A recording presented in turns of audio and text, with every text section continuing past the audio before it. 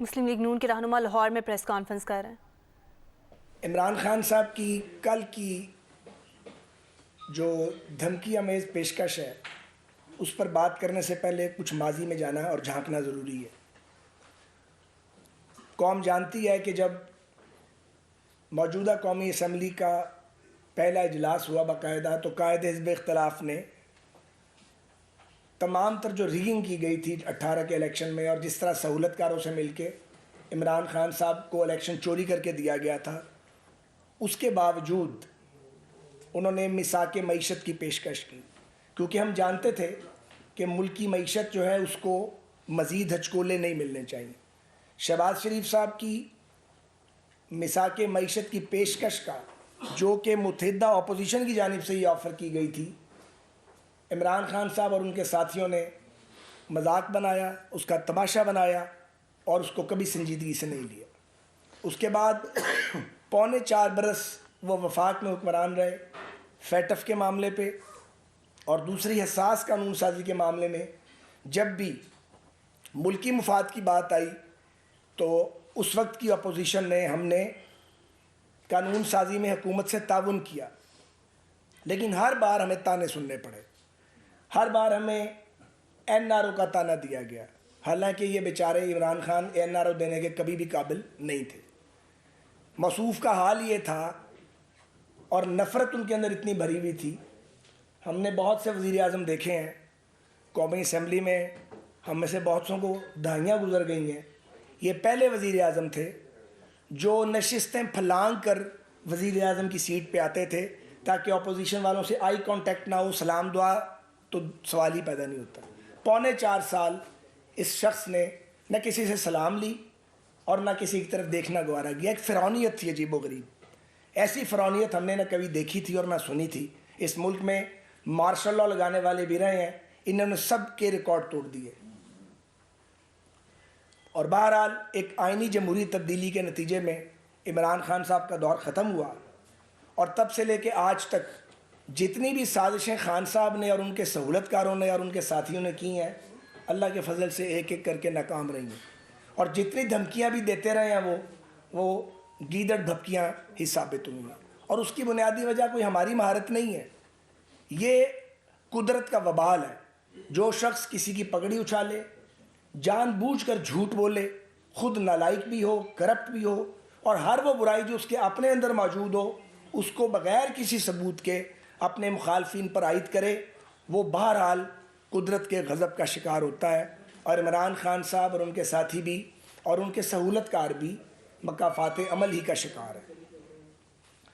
جہاں تک بات ہے مذاکرات کی، تو میں یہ گزارش کرنا چاہتا ہوں کہ ماضی میں بھی غیر رسمی روابط ہمارے آپس میں ہوئے ہیں اور ایک سے زائد بار ہوئے ہیں، اور دلچسپ بات یہ ہے کہ یہ روابط بھی خود کرتے ہیں اور پھر شرماتے بھی ہیں بتاتے ہوئے، اور بتانا گوارا بھی نہیں کرتے۔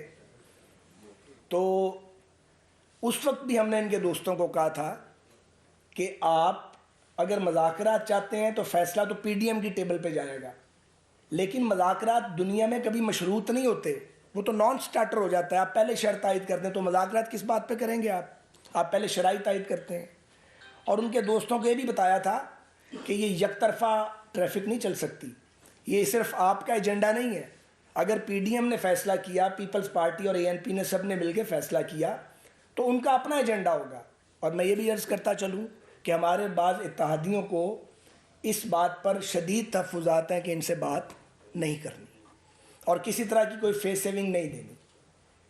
ٹھیک ہے، ہم یہ سمجھتے ہیں کہ مذاکرات کا عمل سیاست کا حصہ ہے، مذاکرات سے پیچیدہ مسائل کا حل نکلتا ہے۔ اگلے دن رانا ثناء اللہ صاحب نے بھی یہ بات کی ہے، کل ہی کی ہے بات، میں نے بھی کی ہے، اور بھی ہمارے ساتھی یہ سمجھتے ہیں، لیکن ہر بات کرنے کا کوئی سلیقہ ہے، اور اگر عمران خان صاحب سنجیدہ ہیں تو انہیں 2-3 باتیں سمجھ آ جانی چاہیے۔ ایک تو دھمکیاں، بہتان اور گالیاں اور مذاکرات اکٹھے نہیں چل سکتے، اس کے لیے مذاکرات کا ماحول بنانا پڑتا ہے۔ دوسرے یہ کہ مذاکرات ان کی ضرورت ہے، ہماری نہیں ہے۔ تیسرے یہ کہ اگر وہ یہ سمجھتے ہیں یا ان کے بعد ساتھی کہ P D M, P M L N, Peoples Party اور ہمارے باقی جو اتحادی ساتھی ہیں وہ الیکشن سے ڈرتے ہیں تو یہ خام خیالی نکال دیں۔ ہم نے کوئی پہلی بار الیکشن نہیں لڑنا ہے, ہم نے ساری زندگی یہی کام کیا ہے. سو اگر کوئی الیکشن آیا تو ضرور لڑا جائے گا.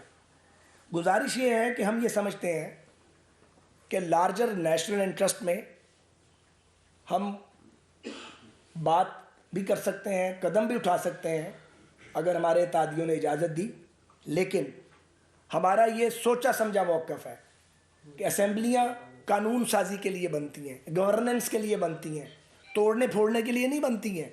ہر اسمبلی کو اپنی مدت پوری کرنی چاہیے, یہ ہمارا آج کا موقف نہیں ہے. تو 4 صوبوں کا حکمران اگر کوئی ایڈونچر کرنا چاہتا ہے تو کر لے, ہم نے راستے میں رکاوٹیں کھڑی نہیں کرنی. یہ وہ بھول جائیں کہ ہم ان کا بازو پکڑ لیں گے, انہیں روکنے کی کوشش کریں گے. توڑنا چاہتے ہیں تو توڑ لیں, ہم توڑنے کے عمل کا حصہ نہیں بنیں گے. ہم سمجھتے ہیں کہ اسمبلیاں توڑنا آسان عمل نہیں ہے, یہ لوگوں کے ووٹ اور لوگوں کے دیے ہوئے مینڈیٹ کا مذاق اڑانے کے مترادف ہے. یہ ملک اور قوم کا وقت توانائی ضائع کرنے کے مترادف ہے. انتخابات وقت پر ہونے چاہیے, ٹرانسپیرنٹ ہونے چاہیے, لیکن ہم یہ ضرور کہیں گے کہ اسمبلیاں اگر آپ نے توڑی خان صاحب تو بے آسرا آپ نے ہونا ہے, ہم نے نہیں ہونا. کیونکہ 2 صوبائی حکومتوں پر اور 2 ریاستی حکومتوں پر آپ کا خرچہ چلتا ہے.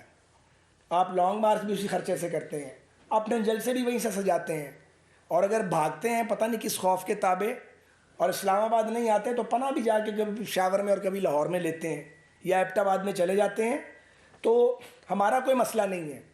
آپ اچھی طرح سوچ لیں, اگر آپ نے بات چیت کرنی ہے واقعتاً تو یہ ڈراوا دینے کی ضرورت نہیں ہے کوئی. پھر آپ باقاعدہ جو ایک طریقہ کار ہے سیاست میں آپ رابطہ کریں, ہم اس رابطے کو پی ڈی ایم کی ٹیبل پہ اور اتحادیوں کی ٹیبل پہ لے کے جائیں گے, اور سنجیدہ بات کریں گے تو سنجیدہ جواب دیں گے. لیکن یہ بھول جائیں کہ آپ آئینی بحران پیدا کریں گے اور ہم سب آپ کو آئینی بحران پیدا کرنے دیں گے. انشاءاللہ ملک میں کوئی آئینی بحران پیدا نہیں ہوگا. اگر یہ اسمبلیاں توڑیں گے تو جو اسمبلیاں ٹوٹیں گی آئین اور قانون کے مطابق کورس فالو کیا جائے گا. سندھ اسمبلی موجود رہے گی انشاءاللہ, بلوچستان کی اسمبلی موجود رہے گی, نیشنل اسمبلی موجود رہے گی. آخری بات, رانا صاحب نے بات کرنی اور بھی دوستوں نے, ہر بار ان کا یہی کام ہے, یہ اسمبلیوں میں جاتے ہیں استعفے پھینک کے وہاں سے بھاگ جاتے ہیں. ہم ان کے استعفے اٹھا کے تو وہ لیے پھرتے ہیں, بچائے پھرتے ہیں کہ یار ان کے استعفے آ گئے ہیں, ان کو پتہ نہیں سیاست کب آئے گی, یہ لوگوں کے ووٹ کا مذاق اڑا رہے ہیں, اور پھر ان کے استعفے ان کو واپس کرتے ہیں. تو لگتا ہے کہ اس بار بھی ہمیں یہ کرنا پڑے گا. ابھی بھی ان کے استعفے لے کے ہم بیٹھے ہوئے ہیں, پہلے بھی یہ یہی کام کرتے تھے. تو میں عمران خان صاحب آپ کو مشورہ دینا چاہتا ہوں, اپنی جماعت کی جانب سے سنجیدگی اختیار کریں, کچھ سیاسی تدبر اپنے اندر پیدا کریں, کچھ گہرائی پیدا کریں. تانے بہتان دے کے, دھمکیاں دے کے, جھوٹ بول کے, سازش کر کے اور سہولت کاروں کے ساتھ مل کے یہ جو آپ کھیلتے رہے ہیں, امپائر کے ساتھ مل کر آپ کہتے تھے میں کبھی نہیں کھیلا, آپ کھیلے ہی ہمیشہ امپائر کے ساتھ مل کے ہیں. سیاست میں تو آپ نے یہی گند کیا ہے, یہ گند نہیں چلے گا. یہ پاکستان جو ہے کسی کی بھی جاگیر نہیں ہے. اوور ٹو رانا ثناء اللہ خان صاحب. میرا خیال ہے کہ آپ نے جامع بات جو ہے وہ کر دی ہے, اور یہی آج ہماری جماعت کی جو میٹنگ ہے اس میں انڈر دی لیڈرشپ آف میاں شہباز شریف صاحب وزیر اعظم صدر پاکستان مسلم لیگ نون, تو یہی ساری چیزیں ڈسکس ہوئی ہیں. میرا کویشچن لے لیں. اچھا ڈاکٹر صاحب یہ بتائیے گا کہ جیسا سعد بھائی آپ نے بتایا کہ اب صورتحال یہ ہے کہ اگر عمران خان یا تحریک انصاف کی جانب سے رابطہ ہوتا ہے تو کیا آپ ان کے ساتھ ٹیبل پر بیٹھنے کے لیے تیار ہو گئے ہیں؟ یہ سمجھا جائے کہ نون لیگ اور پی ڈی ایم کی جماعتیں جو ہیں اگر وہاں سے سیریس بات آتی ہے یا سیریس بیٹھنے کی بات ہوتی ہے تو کیا بیٹھ جائیں گے آپ ان کے ساتھ؟ دیکھیں, یہ بات خواجہ صاحب نے بڑا کیٹیگوریکلی اس کا جواب دیا ہے کہ ہم سیاستدان ہیں, اور سیاستدان جو ہے وہ کبھی بھی جو ہے وہ مذاکرات سے, کبھی بھی بیٹھنے سے انکاری نہیں ہوتے. یہ واحد ایسا سیاستدان اس ملک پہ مسلط ہوا ہے, بدقسمتی ہے اس ملک اور اس قوم کی, کہ جس نے جس طرح سے بتایا گیا کہ 4.25 سال اپوزیشن کے ساتھ اس نے ہاتھ تک نہیں ملایا. بلکہ ایک واقعہ خواجہ صاحب کے ذہن میں بھی ہوگا کہ جب پلوامہ کا واقعہ ہوا تھا, آپ یقین کریں کہ تمام جماعتوں کے 5 سینئر لوگ, یعنی زرداری صاحب واز دیئر, میاں شہباز شریف صاحب قائد حزب اختلاف واز دیئر, تمام جماعتوں کے لوگ, یہ جو آئی کہ مولانا اسد محمود, 1.5 گھنٹہ اس کا انتظار کیا اس بریفنگ کے لیے, جو بریفنگ کے لیے بلایا تھا آرمی کی لیڈرشپ نے, اور he was there in parliament building, اور آرمی چیف اس وقت جو فارمر آرمی چیف خواجہ اپنا قمر جاوید باجوہ صاحب تھے، وہ اس کی منت کرتے رہے کہ بھئی ساری اپوزیشن آگے بیٹھی ہے، یہ بریفنگ جو ہے وہ آپ کی صدارت میں ہونی ہے، ہم نے بریف کرنا ہے، یہ قومی یکجہتی کا میسج جائے گا پوری دنیا میں، تو آپ مہربانی کریں آپ چلیں۔ انہوں نے کہا کہ نو، میں نہیں جاؤں گا، میں ان کے ساتھ نہیں بیٹھ سکتا۔ تو یہ اس کا رویہ رہا ہے۔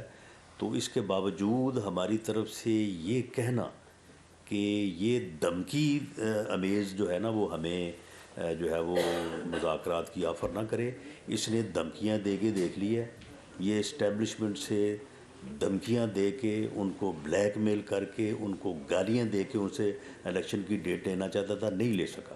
اگر یہ انہی طور طریقوں سے ہم سے چاہتا ہے کہ مذاکرات کر کے کوئی ڈیٹ لے تو نہیں لے سکے گا۔ یہ جو ایک سیاسی طریقہ ہے اس کے مطابق یہ آئے، اور وہ معاملہ جو ہے وہ ہم پی ڈی ایم میں لے کے جائیں گے، اور پی ڈی ایم جو فیصلہ کرے گا اس کے مطابق جو ہے وہ ٹھیک سر لگتا ہے اونٹ پہاڑ کے نیچے آ گیا، وہ کیسے سیاسی طور پہ آئے اور کیسے نہیں، یہ اونٹ نہیں پہاڑ کے نیچے آیا۔ یہ مثال اگر آپ نے دینی ہے تو وہ مثال وہ بنتی ہے کہ وہ مراسی دا منڈا چڑھ گیا نا کوٹھے تے، تو وہ کہنے لگا میں لگا چھال مار، وہ دی ماں پیو بہن بھرا منتاں کر کے نہ تو نیچے آ جا۔ انہوں نے کہا نہیں میں تو چھال مارنی ہے۔ کوئی آدمی وہاں سے گزرا تھا، اس نے ان سب کو ایک سائڈ پہ کہا مارو چھال، تو اس نے کہا یہ ہمارے گھر کی بات ہے تو آپ بیچ میں کیوں دخل دے رہے؟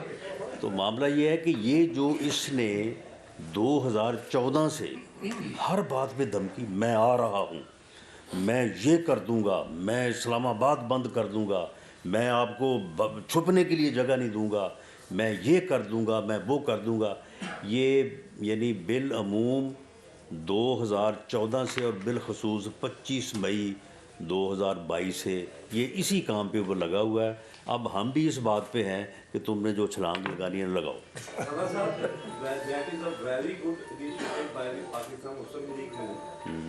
مذاکرات کی آفر آئے، سیاستدانوں کو ہمیشہ مذاکرات کرنے چاہیے۔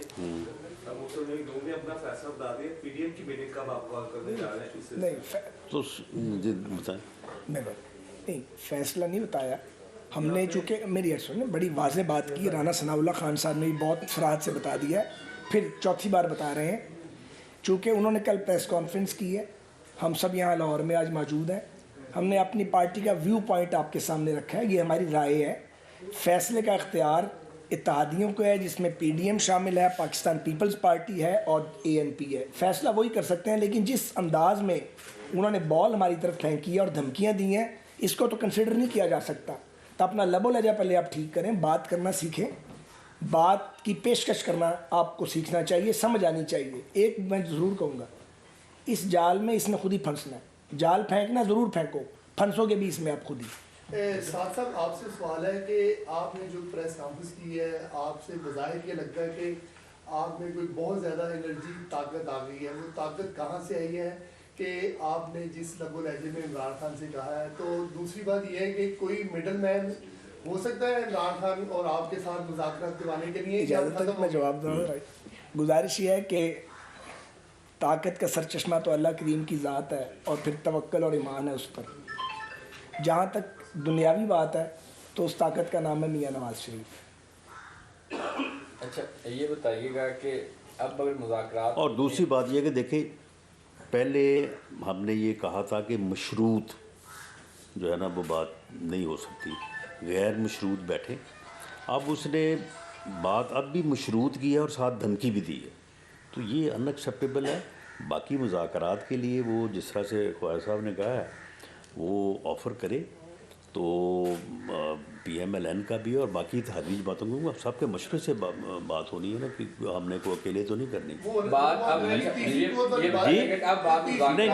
نہیں وہ سن لے نا، نہیں تیسری قوت جو ہے اسے 6 مہینے سے یہ گالیاں دے رہا ہے، بلیک میل کر رہا ہے، یہی کہہ رہا ہے نا کہ آپ آگے آئیں اور بیچ میں پڑیں اور ہمیں الیکشن کی ڈیٹ لے کے دیں، یہ ان سے کہتا رہا ہے نا۔ تو اتنا ہونے کے باوجود اگر تیسری قوت نے دخل نہیں دیا اور وہ اپنے فیصلے پہ قائم ہے کہ ان کا کردار جو ہے وہ اے پولیٹیکل ہوگا اور آئین میں جو درج ہے اس کے مطابق ہوگا، تو اب وہ اس سے آگے پیچھے نہیں ہوں. اس میں یہ ایڈ کر لیں, بالکل رانا صاحب نے درست کہا ہے کہ سیاستدانوں کو ایک دوسرے سے بات کرنے کے لیے 1 منٹ لگتا ہے, لیکن اس کا جب آپ کا رویہ ٹھیک ہو, آپ کا تکلم ٹھیک ہو, آپ کا یہ گالیاں دھمکیوں والا اور یہ شرائط والا معاملہ نہ ہو, تو پی ڈی ایم میں سب تجربہ کار سیاسی جماعتیں موجود ہیں اور انہوں نے ماضی میں بہت مذاکرات کی ہیں اور بہت بڑے پیچیدہ گنجلک مسائل حل کیے ہیں. تو اس میں کسی تیسرے کے مداخلت کی الحمدللہ ضرورت نہیں ہے, ہم یہ کر سکتے ہیں. لگتا ہے کہ آپ اس سفر کو انجوائے کر رہے ہیں, سوچ تو نہیں رہے کیا کہیں گے. آپ سمجھتے ہیں کہ عمران خان کی جو سیاست ہے اس میں تھوڑی سی سنجیدگی آئی کہ اسلام آباد کے اندر چڑھائی سے باز آ گئے اور اس کے بعد اب پیشکش جو مذاکرات کی آپ سمجھتے ہیں کہ یہ سنجیدہ انہوں نے؟ نہیں, یہ سنجیدگی نہیں ہے, یہ ناکامی ہے. اور اگر جو اس کا پروگرام تھا اور جو اس نے سوچا تھا کہ عوام کا سمندر یعنی 20-25 لاکھ لوگ جو ہیں وہ جب راول پنڈی میں جو ہے وہ اتنے عوام اتنا کراؤڈ آ جائے گا تو وہ تو نہیں سمائے گا. تو اس وقت پھر میں وہاں پہ کھڑا ہو کے بات کروں گا, یا اسلام آباد کی طرف جاؤں گا یا ان کو معاف کروں گا. یہ تو وہ تو اس جگہ پہ بیٹھا تھا نا.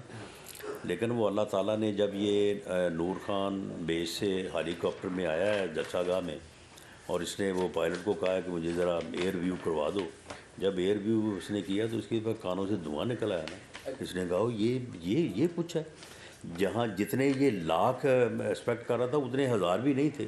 تو اس فرسٹریشن میں اس نے یہ دونوں صوبائی حکومتیں جو ہیں ان کو توڑنے اور یہ فیصلہ کیا. یہ بولے پھر جب گورنمنٹ چینج ہوئی ہے تو میں اعتماد ہوا تو آپ لوگوں کو جو ایک بیانیہ تو ہوتا ہے کہ معیشت عدم استحکام ہے, معیشت سنبھل نہیں رہے, ملک نیچے کی طرف جا رہا ہے. لیکن 6-7 ماہ 8 ماہ ہو چکے ہیں, تب بھی وہی صورتحال ہے. آپ تو تجربہ کار لوگ تھے, آپ کے پاس وسیع تجربہ تھا, پنجاب کا تجربہ, وفاق کا تجربہ. اس کے باوجود آپ ساگدار صاحب کو بلائے, ساگدار صاحب آپ اس چیز کو ایڈمٹ کر رہے ہیں کہ نہیں, جو پالیسیاں بنائی گئی تھیں جو معیشت سنبھل نہیں پا رہی. تو کیا وہ نریٹو جس کے بنیاد پہ آپ لوگ آ کے بیٹھے, آپ نے وہی حالات کر دیے ہیں؟ نہیں, ایسا نہیں ہے.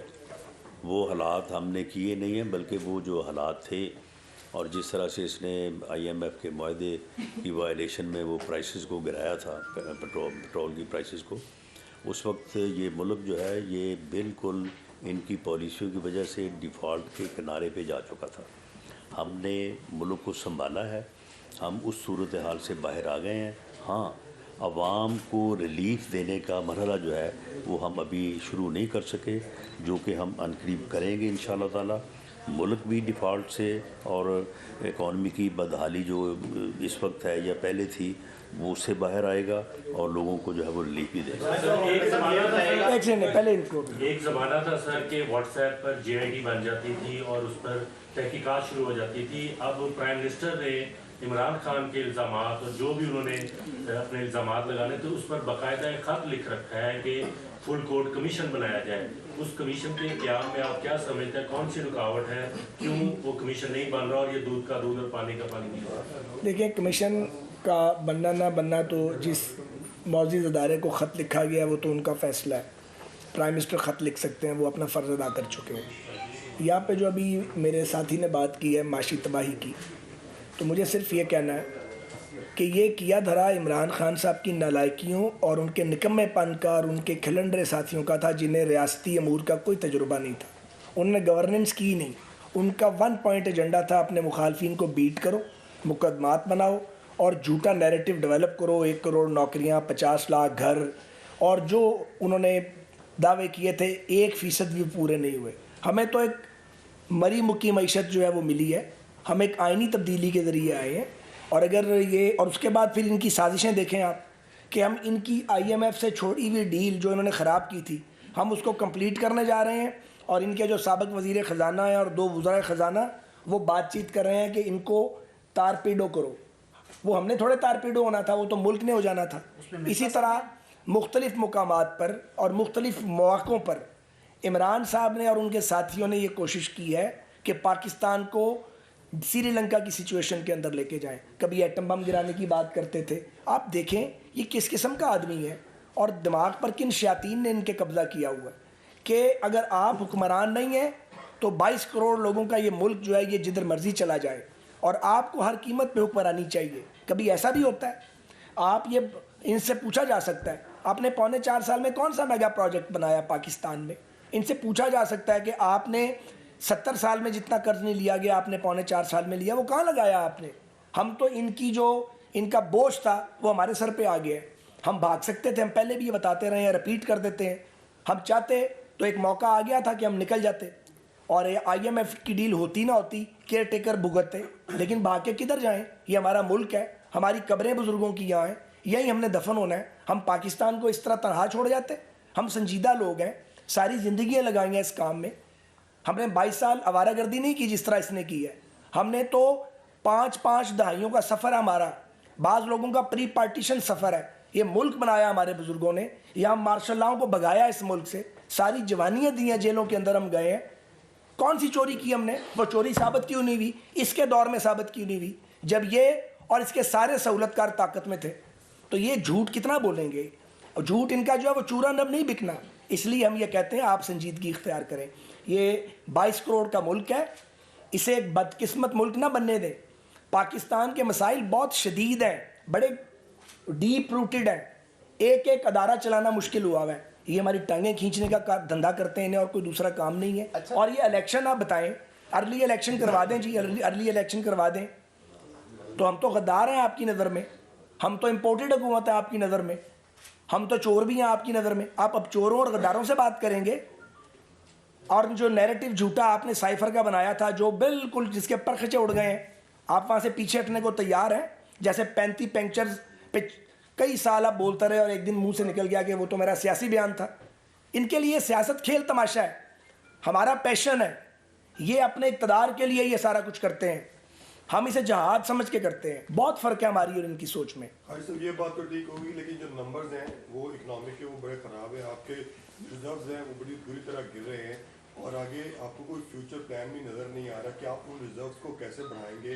کوئی ایسی سچویشن نظر نہیں آ رہی, ڈالر ریٹ کنٹرول میں نہیں آ رہا, اور آپ کا جو ایکسچینج ریٹ ہے ڈالر کا وہ بڑی بری طرح بڑھ چکا ہے. انٹرنیشنلی آپ کو کہیں سے ڈالر نہیں مل رہا ہے اوپن مارکیٹ کے اندر. تو اس کی ساری چیزیں آپ کا پلان کیا ہے معیشت کے لیے؟ آپ کا پلان کیا ہے؟ یہ معاشی پلان تو آپ کو سب سے بہتر اسحاق ڈار صاحب بتا سکتے ہیں, اور وہ بار بار بات کرتے ہیں اور بات کرتے رہتے ہیں. اور انہوں نے کہہ دیا ہے کہ IMF کے لیے وہ تیار ہیں. ابھی $1 ارب کے سکوک کی پیمنٹ ہوئی ہے, اور انہوں نے کہا کہ پاکستان ان کی یہ پالیسی اسٹیٹمنٹ ہے کہ ڈیفالٹ میں نہیں جا رہا ہے.